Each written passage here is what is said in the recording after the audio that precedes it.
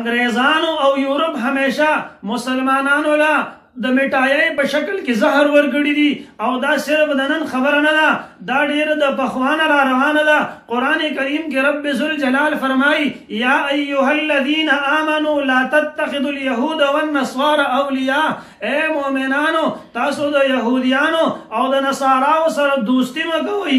نن هغوی ښایسته ښایسته نعرې ولګوي، په هغې کې موږ راشو، موږ پې عمل شروع کړو. بیا 14 فروری را روانه ده، په هغې کې ویلنټاین ډے مناویږي. ویلنټاین ډے ته په عربی کې عید الحب وی یا یوم الحب ورته وی، چې ورځ د محبت یا اختر د محبت.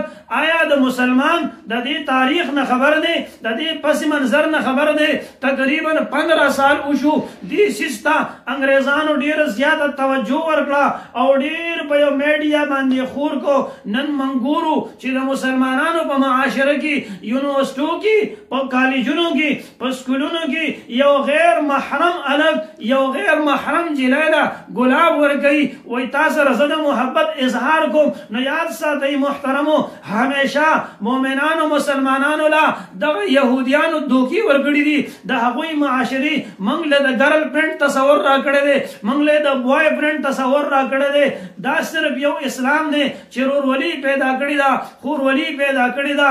نن د ویلنټاین په ډے باندې د زنانه عزت سره چې کومې لوبې کېږي، کم تمسخر ورسره کېږي، کم مذاق ورسره کېږي، کم د هغې عزت سره بې عزتي کېږي، کومې لوبې او ټوکې ورسره کېږي، د دې مثال په دنیا کې نه میلاویږي. دغه زنانه د ټیشو پیپر په شان دي، دغه یورپ معاشره استعمالوي او بیا غورځوي. راځئ چې لږ اسلامي تاریخ وګورو. اسلام کې قرآن وګورو، حدیث وګورو.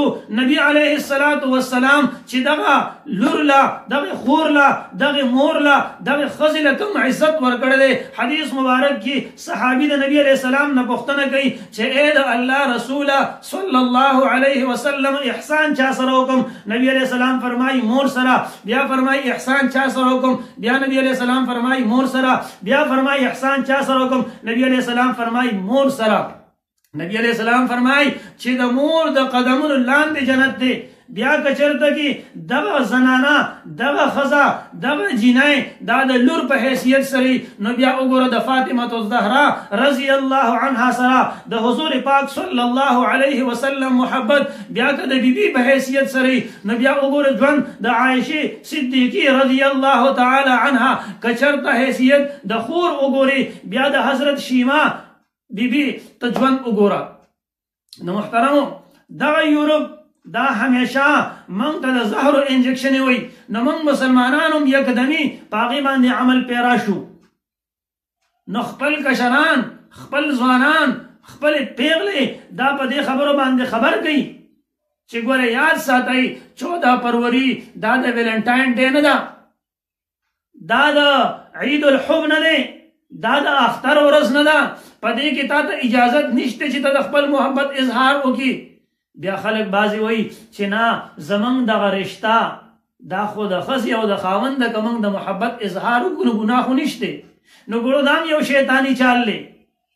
شیطاني چال څه دی چې ښځې او خاوند دی ته خو هر وخت د محبت د اظهار اجازت دی. نبی علیه السلام خو دوی منع کړي نه دي. نبی اولی دغه یهودیانو سره موږ مشابهت کوو. حدیث مبارک کې راځي من تشبه بقوم فهو من. چا چې د کوم قوم سره مشابهت اختیار کو بس داسې شوه چې دی د هغوی نه شو، د قیامت په ورځ باندې هم د هغوی په سب کې راپاسي.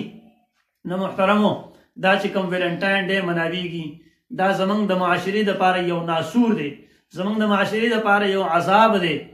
لہذا پدې کې ځان بچ کو داسې خرافاتو نه، یا د محبت د اظهار نه، یا د کسی نامحرم زنانو د بی عزتۍ نه. الله جل شانه دې موږ ته د آقای نامدار جناب محمد رسول الله صلی الله علیه وسلم د ژوند اتباع نصیب